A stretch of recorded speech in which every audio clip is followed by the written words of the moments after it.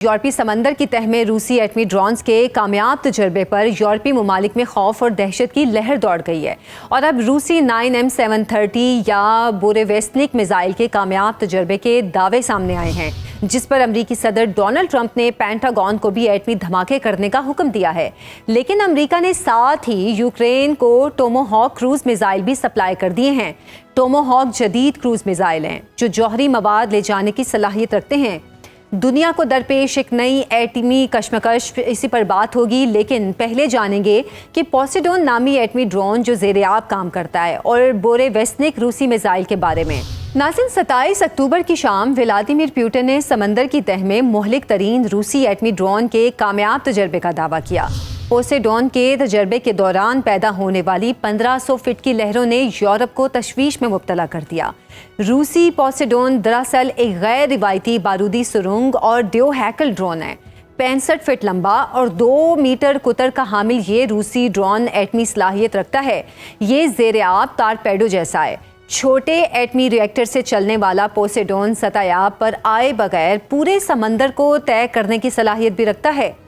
यूं समझ लें कि पोसेडोन बैनुल बरे आज़मी बैलिस्टिक मिसाइल जैसी सलाहियतों का हामिल है, लेकिन ICBM को एंटी बैलिस्टिक मिसाइल से इसे रोका जा सकता है, जबकि पोसेडोन ना रुकने वाला वो हथियार है जिसे काउंटर करने का कोई हथियार अब तक सामने नहीं आया।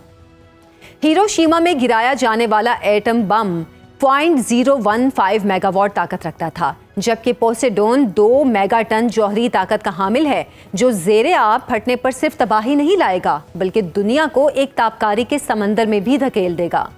रूसी मीडिया के मुताबिक पोसेडोन आबी जंग का मुहलिक तरीन हथियार है जो न्यूयॉर्क और लॉस एंजलिस जैसे शहरों को तबाह कर दें तो कई दहाइयाँ वहाँ जिंदगी के आसार भी नजर न आए।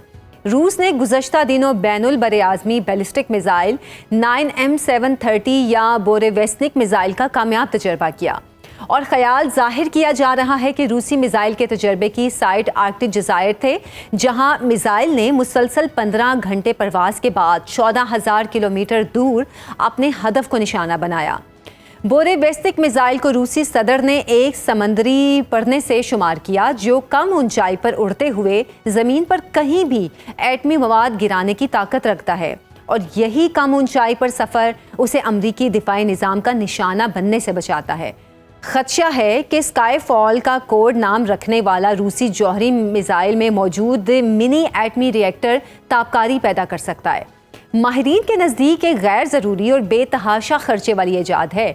पोसेडोन, स्काईफॉल और टोमोहॉक क्रूज मिसाइल 3 ऐसे हथियार जो किसी भी वक्त अपनी पूरी ताकत से चल गए तो एटमी जंग की शुरुआत का सबब बन जाएंगे। सूरत हाल कितनी ख़तरनाक है और इससे कैसे निकला जाएगा, इस पर बात करेंगे। हमारे साथ मौजूद हैं air commodore retired Khalid Chishti साहब। खालिद साहब, बहुत शुक्रिया आपके वक्त का।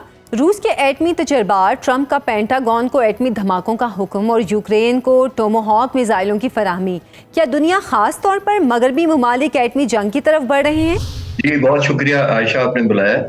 देखिए, अमेरिका की ये रूटीन की ट्रेनिंग होती है और जाहिर है खतरात बढ़ रहे हैं। दुनिया ज्यादा से ज्यादा खतरनाक होती जा रही है दिन ब दिन। हमने मशरकी वस्ता में देखा, हमने ईरान इसराइल की जंग देखी, हमने कतर पर हमला देखा, हमने पाकिस्तान इंडिया की जंग देखी, फिर जो आप देख रहे हैं कोल्ड वॉर चल रही है रशिया और अमेरिका के दरमियान। ये एक पोस्चरिंग बड़े मुल्क एक दूसरे को करते रहते हैं, लेकिन न्यूक्लियर वॉर की तरफ जाना इतना आसान नहीं होता। और ये जो यूक्रेन है, इनको जो वेपन्स दिए जाने की अनाउंसमेंट की जाती है और पहले भी उन्होंने जहाज भी दिए और नेटो ने भी बड़ी सपोर्ट की, वो बुनियादी तौर पर रशिया को प्रेशर में लाने के लिए होता है कि रशिया सीज फायर की तरफ एग्री कर जाए, जो बड़े अरसे से वो सीज फायर पर इत्तेफाक नहीं कर रहा। ये इतनी जल्दी ये कंक्लूड करना कि हम न्यूक्लियर वॉरफेयर की तरफ जा रहे हैं या आने वाली जंगें एटमी जंगें छिड़ने वाली हैं, तो आपने देखा कि इंडिया और पाकिस्तान दोनों एटमी मुल्क हैं, लेकिन दोनों ने जाहिर है रिफ्रेन किया और एक कन्वेंशनल काइनेटिक वॉर लड़ी और उसी में हमने हिंदुस्तान को शिकस्त दी। हमारी ऐसी कोई थ्रेशोल्ड आई ही नहीं थी कि हमें भी थ्रेट करना पड़े कि हम न्यूक्लियर वॉर की तरफ जाएंगे या वेपन कैसा इस्तेमाल करेंगे।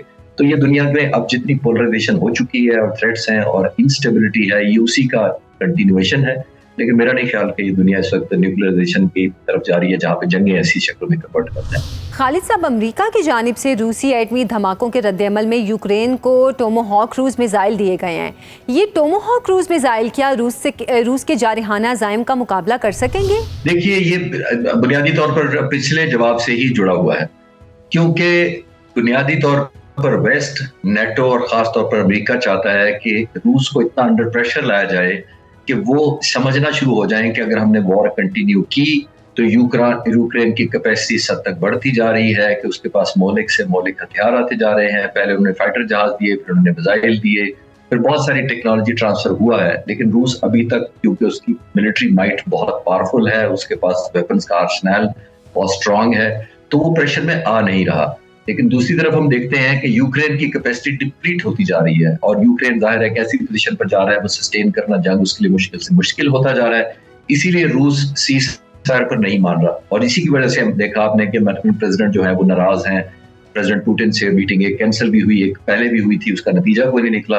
तो इन हालात में ये सारा मुझे लगता है कि वॉर पोस्चरिंग और एक थ्रेट, परसीव थ्रेट बढ़ाई जा रही है रूस के लिए कि अगर आप सीज फायर पर नहीं मानेंगे तो बुनियादी तौर पर नेटो और अमेरिका और ज्यादा सपोर्ट करेंगे, जिससे शायद रूस को वॉर महंगी पड़े।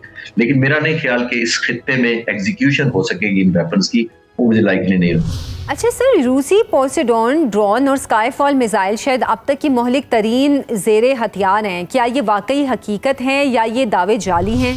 देखिए, ड्रोन वॉरफेयर अब हकीकत बन चुकी है। पहले ड्रोन इस्तेमाल होते थे सर्वेलेंस के लिए, या जिसको कहा जाता था अंग्रेजी में आईज इन द स्काईज, यानी कि आसमान में एक आंखें होती थी जिससे ऐसा लगता था कि सिर्फ डाटा आता है, इंफॉर्मेशन आती है, या कोई information specific location point of view से या टारगेटिंग की आइडेंटिफिकेशन के लिए इस्तेमाल होते थे। अब ये इसके लिए नहीं इस्तेमाल होते। ये ड्रोन्स अब डिसेप्शन के लिए इस्तेमाल होते हैं, ये वेपन्स कैरी करते हैं। ये दुश्मन को ये नहीं पता लगने देते कि ये रिकॉनेसेंस के लिए आया है, ये जैमिंग के लिए आया है, ये मिस रीडिंग और डिसेप्शन के लिए आया है, या ये वेपन कैरी कर रहा है।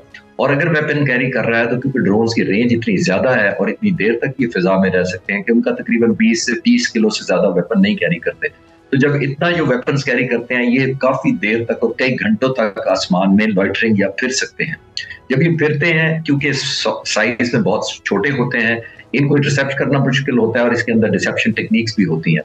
तो उस वजह से ये बहुत मोहलिक होते जा रहे हैं, ये जंग की शक्ल बदल रहे हैं, ये दुश्मन को कंफ्यूजन पर मजबूर कर देते हैं और वह अनसर्टेनिटी हो जाती है दुश्मन के ज़हन में, इसका रिस्पॉन्स कैसे किया जाए और ये किस लेवल की थ्रेट है। आईएस सिर्फ रिकॉनेसेंस की है, डाटा कलेक्शन की है, टारगेटिफिकेशन की है, या ये वेपन फायर करके उसी किसी भी जगह पर किसी टारगेट को न्यूट्रलाइज कर देगा। तो ये न्यू फॉर्म ऑफ वॉरफेयर है। पाक फिजाइया ने इस दफा इन ड्रोन्स का बहुत ही मोहलिक तरीके से और बहुत इफेक्टिवली इस्तेमाल किया मई के महीने में, जब हमने बहुत सारे टारगेट्स, कुछ फाइटर जहाजों से हमने टारगेट न्यूट्रलाइज किए और मोर देन 50% हमने टारगेट इन्हीं ड्रोन्स और आर्म्ड जो हमने अटैक किए हैं इनके जरिए किए गए थे। तो ये अब सपोर्ट रोल में नहीं रहे, ये ऑलमोस्ट फाइटर जहाजों का एक लाजमी हिस्सा बनते जाते हैं।